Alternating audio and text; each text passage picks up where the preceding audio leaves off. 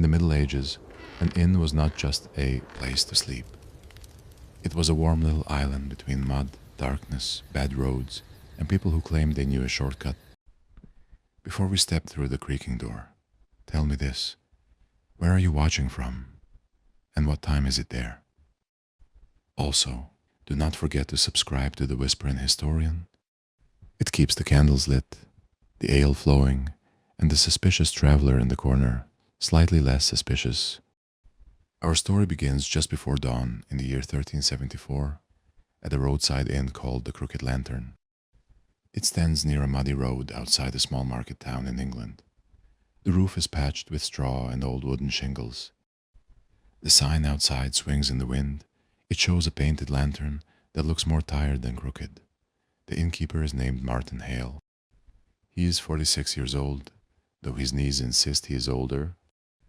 He has a broad face, a loud laugh, and the careful eyes of a man who has heard every possible excuse for not paying. And trust me, by sunrise, someone will try one of those excuses again. Martin wakes before the house is fully alive. The room is dark and cold. His wife Alice is already awake beside him. This is not because she enjoys mornings. No one in this inn enjoys mornings. Mornings are simply rude and arrive anyway. Alice wraps her shawl around her shoulders. Martin pulls on his wool tunic and stiff boots. The floor is cold enough to make him question all his life choices. Downstairs, the main room is quiet. The fire is only embers now. The air smells of smoke, spilled ale, damp wool, onions, old rushes, and one guest who really should have washed before arriving. Martin stands still for a moment. He listens. That is the first skill of an innkeeper. Listen before you move. A snoring merchant sleeps in the corner room. 2 mule drivers are upstairs. A young pilgrim sleeps near the hearth. The stable boy is probably asleep in the hay again. And somewhere in the darkness, a chicken is making a sound that means trouble. The day has barely started, and already the inn is plotting against him. Martin kneels at the hearth and feeds the fire. Dry sticks go in first, then larger wood. The flames catch slowly. Orange light begins to crawl across the room. Shadows pull back from the benches and tables. The inn wakes like an old animal. It groans, it cracks. It smells worse before it smells better. Alice enters with a candle and gives Martin a look. It is the look of a woman who has managed this place for 20 years. It says, "Do not make my morning harder." Martin knows this look well. He respects it more than the king's seal. Alice checks the bread from yesterday. Some is still good. Some is hard enough to be used in battle. Nothing is wasted. Hard bread can go into pottage. Stale bread can thicken broth. Very hard bread can be handed to a guest who complained too much. Not officially, of course. The first work of the day is simple. Fire, food, floors, animals, and accounts. Simple does not mean easy. Nothing in a medieval inn is easy. If you ever feel tired cleaning your kitchen, imagine doing it while a mule stares at you through the door. Martin steps outside into the yard. The cold air bites his face. The sky is gray. The road is brown. The world looks like it was made from wet wool. The stables sit behind the inn. They are low, warm, and full of breathing animals. Horses are valuable, so they are treated with care. Some travelers care more about their horses than their own relatives. In fairness, the horses complain less. Martin finds Peter, the stable boy, curled in the hay. Peter is 14 and very skilled at looking innocent while being guilty. "Wake up," Martin says. Peter opens one eye. "I was guarding the horses." With both eyes shut? It tricks thieves. Martin almost smiles. Almost. But the stables need cleaning, and humor does not shovel manure. Peter gets up and begins his work. He feeds the horses. He checks their hooves. He brings water. He also complains softly to himself, which is a respected tradition among stable boys. Back inside, Alice has begun the morning meal. A pot hangs over the fire. Pottage warms slowly. There are oats, onions, cabbage, and a bit of salted pork. The smell fills the room. It is plain, but it is hot. In the Middle Ages, hot food could feel like mercy. Travelers will pay for it because the road gives no comfort for free. And today the road is bringing many stories to Martin's door. The first guest to wake is the merchant. His name is Geoffrey Pike. He sells cloth, or so he says. He wears a fur-lined cloak and speaks as if every sentence is a transaction. He comes downstairs rubbing his hands. A cold morning, Master Hale. It has noticed, Martin says. Geoffrey asks for ale, bread, and something warm. Martin gives him the price. Geoffrey looks wounded. Merchants always look wounded when asked to pay. It is part of their training. Surely for an old friend, Geoffrey says. Martin has known him for one night. Old friends pay before breakfast. Martin replies, this is why people trust Martin. He is friendly, but his friendliness has a lock on it. The mule drivers come down next. They are brothers named Rob and Will. They are loud, muddy, and hungry in a way that threatens furniture. They sit near the fire and begin eating before the bowls are fully placed down. One of them asks if the ale is good. Martin says it is better than the road and kinder than the rain. That is enough. The young pilgrim stays quiet. He wears a rough cloak and carries a small bundle. His boots are worn thin. He thanks Alice for the food as if she has given him gold. Alice softens at that. She has a practical heart, but it is still a heart. She gives him an extra piece of bread. Martin notices. He says nothing. A good innkeeper knows when not to count too closely, but keep watching this pilgrim. Not every important guest arrives with silver buttons and a loud horse. As the morning grows brighter, the inn becomes a machine of noise. Bowls scrape, benches creak, horses stamp. Peter drops a bucket outside and claims the bucket attacked him. Alice sends her niece, Joan, to fetch water.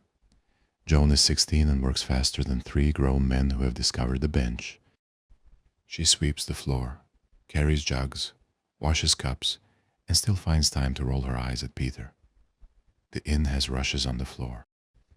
These are reeds or straw laid down to cover the boards. They soak up spills. They also hide crumbs, mud, ash, and things best not named. Fresh rushes are pleasant. Old rushes are history with a smell.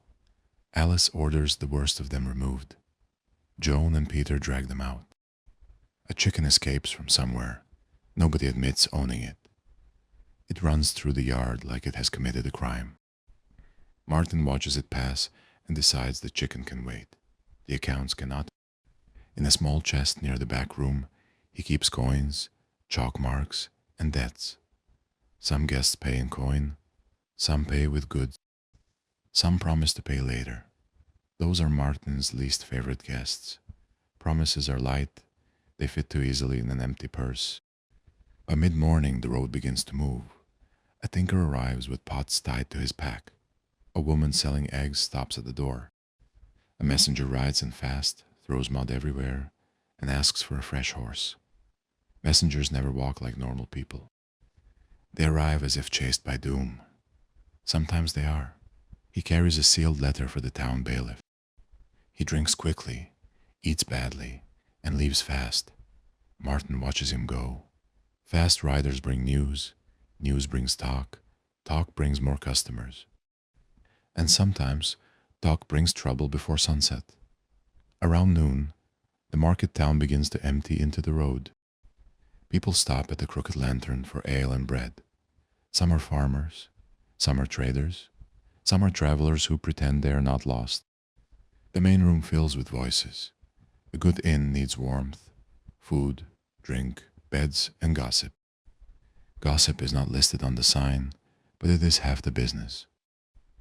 People come to hear who died, who married, who cheated whom, who saw wolves, and who got fined for letting pigs into church land. Medieval life may sound serious, but believe me, people still loved ridiculous local news. Martin moves between tables with practiced ease. He fills cups. He listens. He laughs when useful. He frowns when useful. He remembers who owes money. That memory is sharper than any knife in the kitchen. Alice rules the hearth.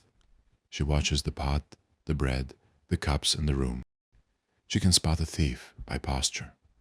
She can spot a liar by the way he praises the ale before asking for credit. Joan brings bowls to the tables. Peter carries in wood and tries to avoid the egg-seller, who accuses him of stepping on a basket last month. He denies it. His foot shape says otherwise. Then the door opens, and the room changes. A knight enters. Not a shining knight from a song. This man is muddy, tired, and missing one spur. His cloak is dark with rain. A servant follows him with bags. The talking lowers. A knight means money, status, and possible danger. Martin steps forward. He bows just enough. Too little is rude, too much looks foolish. "Welcome, sir," he says. The knight asks for a private room, food, wine if there is any, and care for 2 horses. Martin says it can be done. Alice hears the word wine and looks at the shelf. There is a small amount left. It is not the finest wine in England. It is also not vinegar, which is a victory. The knight sits away from the others. His servant stands close. The room pretends not to stare. Everyone stares anyway. This is a perfect moment for a quiet inn to become a loud problem. The knight removes his gloves. His hands are marked and bruised.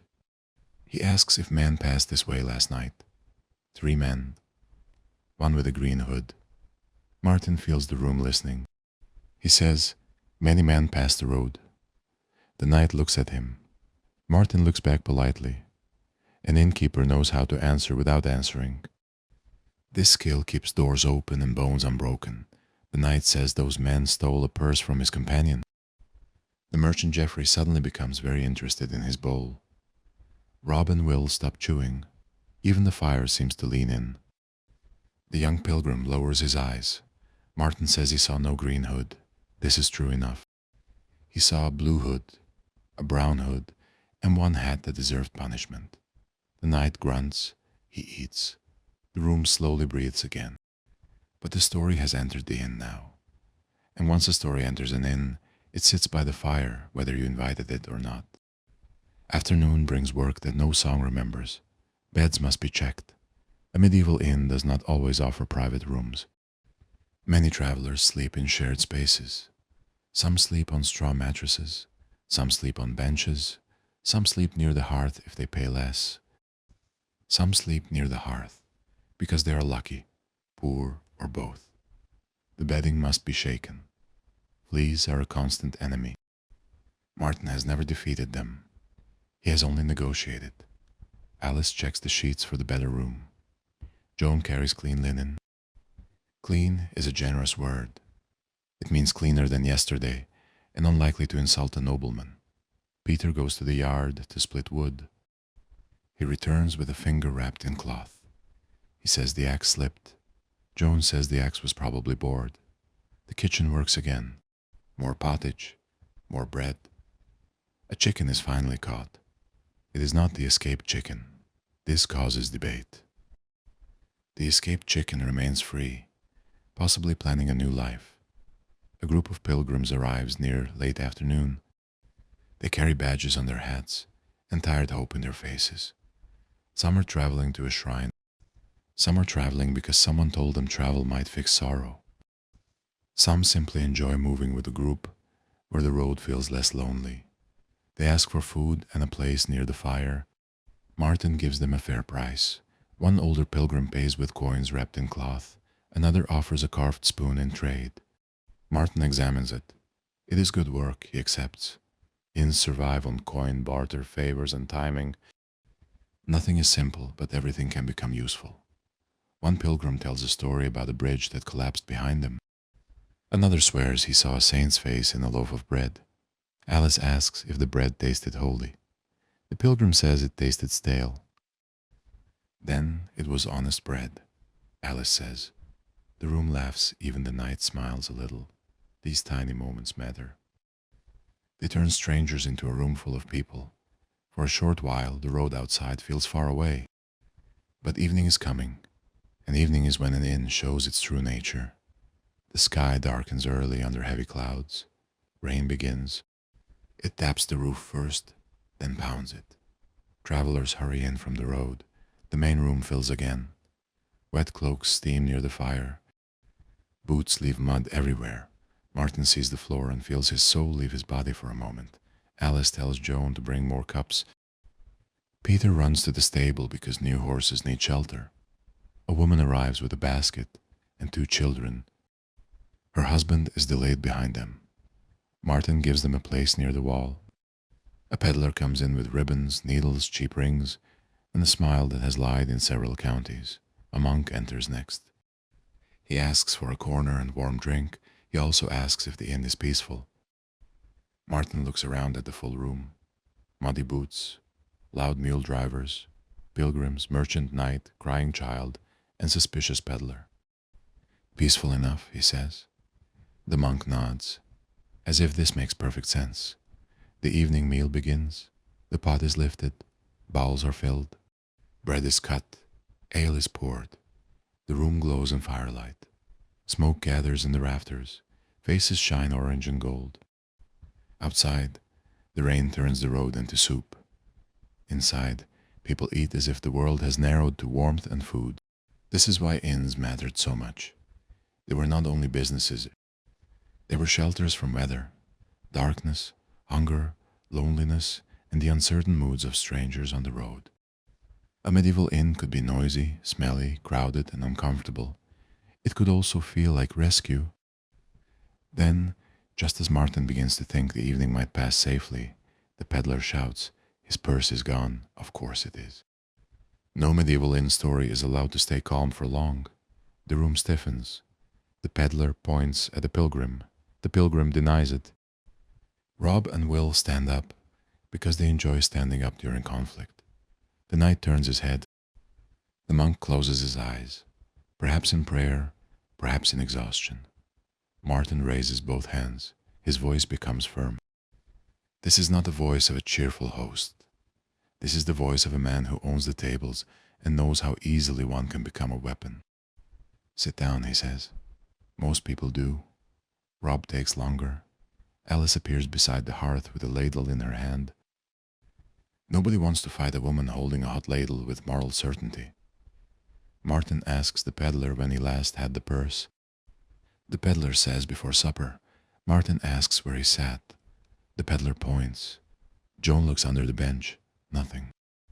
Peter checks near the door. Nothing. The young pilgrim from morning speaks softly. He saw the peddler tuck something under his own cloak when the knight entered. The peddler turns red. Martin asks him to check. The purse is there. The room goes silent. Then Rob laughs so hard he nearly chokes. The peddler says anyone could have been confused. Alice says some people are born confused and then practice. The danger passes. The room returns to noise. But everyone now watches the peddler with deep joy. Nothing entertains tired travelers like a fool exposing himself. Later the knight calls Martin over. He asks about the young pilgrim. Sharp eyes, the knight says. Martin nods. Hungry eyes notice things. The knight looks at the boy. Then he sends over a bowl of better meat. The pilgrim looks shocked. Alice sees it and pretends not to. Martin sees it too. Inns are full of small kindnesses that never make it into chronicles. Kings get history books. Hungry boys get stew. I know which one feels warmer. Night settles hard around the crooked lantern. The rain slows.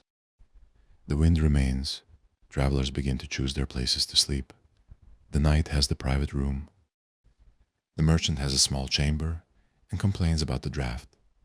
Martin offers to remove the wall so the air may pass more freely. Geoffrey decides the draft is acceptable. Pilgrims sleep in the common room. Mule drivers take the loft. The monk sleeps near the wall. The women and children share a straw mattress. The peddler sleeps where everyone can keep an eye on him. Peter checks the horses one last time. Joan clears bowls and stacks cups. Alice counts bread for morning. Martin counts coins. The room smells of smoke and wet wool again.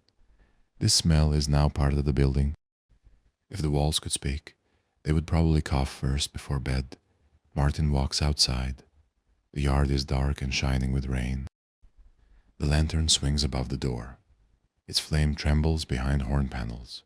The road stretches away into blackness. Somewhere beyond it are forests, towns, fields, bridges, thieves, saints, markets, and people trying to reach home. Some will stop here tomorrow. Some will bring news.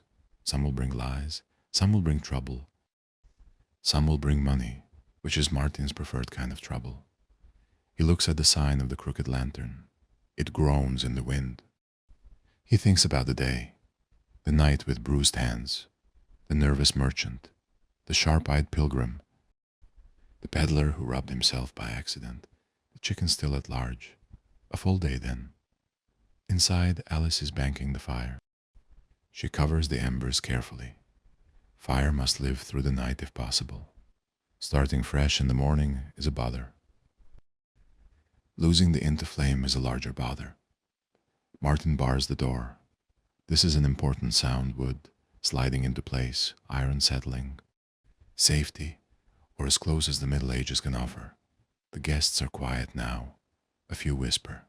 Someone snores. Someone mutters in a dream. A horse stamps in the stable. Rain drips from the eaves. The inn exhales. Martin sits for one last moment near the hearth. Alice sits beside him. They do not speak at first. They are too tired for words. After a while, Alice says the peddler will tell everyone he was robbed. Martin nods, by himself. Alice smiles. It is small, but it is enough. This is their life, not grand, not easy, not clean enough for a noble lady, but it is full. Every day brings strangers. Every night leaves stories in the beams. The innkeeper must be host, guard, judge, accountant, animal keeper, peacekeeper, and sometimes listener of nonsense. He must know when to laugh. He must know when to charge more. He must know when to open the door and when to keep it barred. And that is what made a medieval innkeeper so important. He stood at the meeting place between road and rest. He fed people who might never meet again.